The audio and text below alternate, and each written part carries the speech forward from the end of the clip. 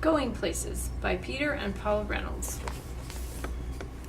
Raphael had been waiting all year long for the Going Places contest, a chance to build a go-kart, race it, and win. When their teacher announced who would like the first kit, Raphael's hand shot up. The rest of the class watched enviously as Raphael walked back to his seat with a kit. Mrs. Shonda assured them, "Don't worry, you'll all be getting one." And they're all exactly alike.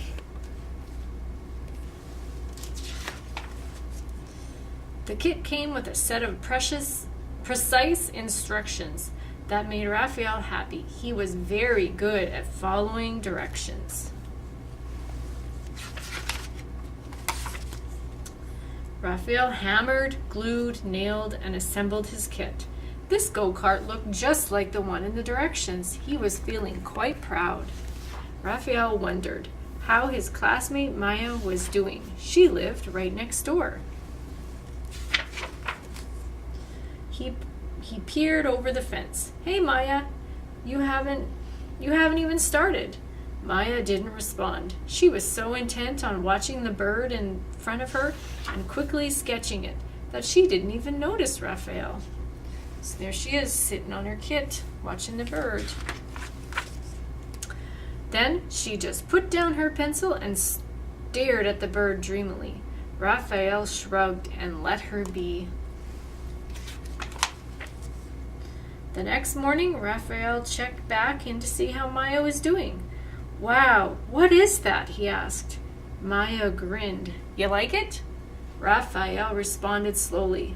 "Yeah, extremely cool.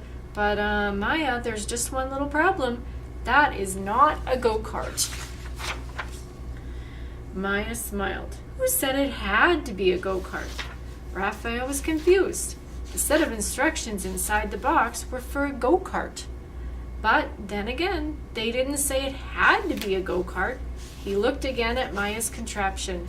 After a moment, he grinned. "I get it. Hey Maya, I really want to win this race. The instructions never said we couldn't team up either." And so they did, working late into the evening. The next day, everyone gathered for the big race. Each go-kart was a perfect replica of the other. So there they all are, lined up for the go-kart race. Except one. One of the kids laughed. "Looks like you had trouble with the Going Places instructions. You're going places all right. You're going to lose." Maya and Raphael didn't even have time to respond because the announcer's big boomy voice called out, "Attention racers, start your engines. 4, 3, 2, 1. A buzzer sounded and they're off. While all the other go-karts disappeared in a cloud of dust, Maya just sat there in their motionless vehicle. Raphael shouted over the roar of engines and cheering crowds. "Maya, what are we waiting for?" "No worries, Raphael," Maya answered. "Flaps down, throttle up." And now they took off into the air. So there they are in their construction project, and there's all the race cars down there. The other contestants looked up in amazement.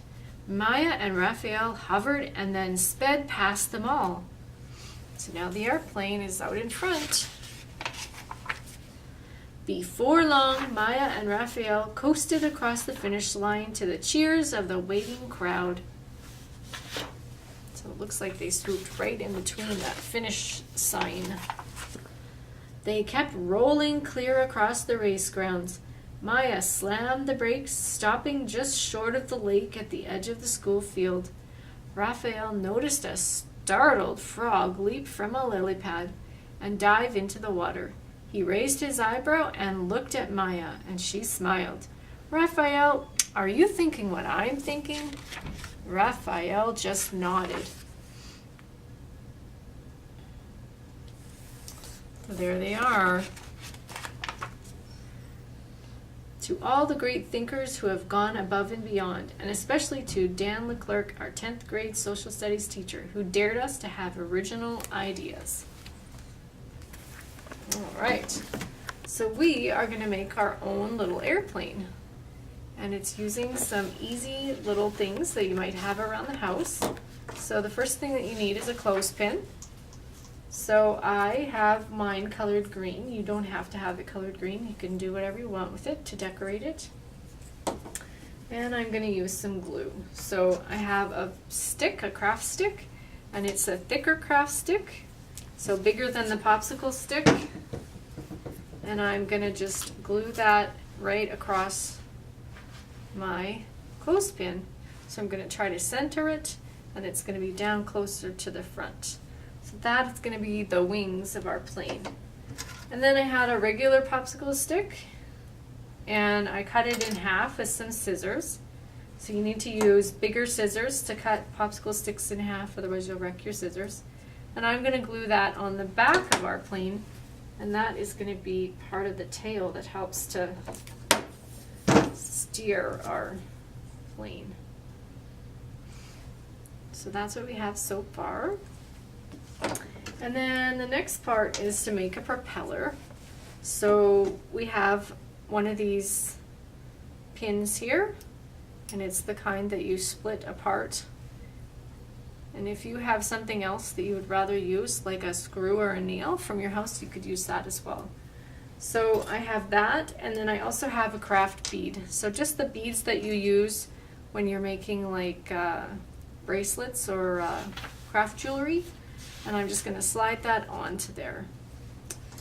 Then the next part that I'm going to do is I'm going to make a small propeller. So I'm going to cut out 2 pieces of foam. And I'm just going to put them one on top of the other. And if you look at the shape that I have here, it's thinner in the middle and it's a little bit wider on the outsides. And that's all you need to do. Just use your scissors and cut out that shape. So a little bit of a point on the ends. And to get them to look the same, you just put your 2 pieces on top of each other. And so the first thing I'm going to do is just cut a strip so that I don't have to worry too much about my shape at first. So I have 2 strips, one on top of the other. And now I'm going to start doing my shape. So I'm going to cut in the center there on both sides so that there's a little bit of a dip in the center, and then I'm just going to use my scissors to shape the ends and round it off a little bit.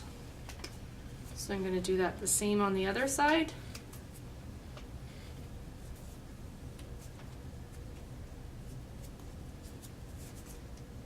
And I'm going to line those up again so that they're nice and even together.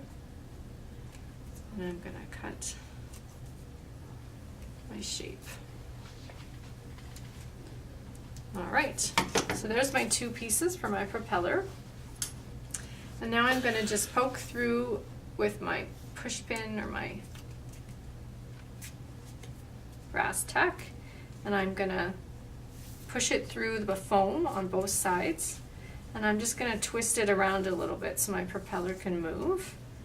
And then I'm just going to take that, the very end of that, and I'm going to tuck the fastener into the front. I'm going to open up my clip, and I'm just going to tuck it in there like that.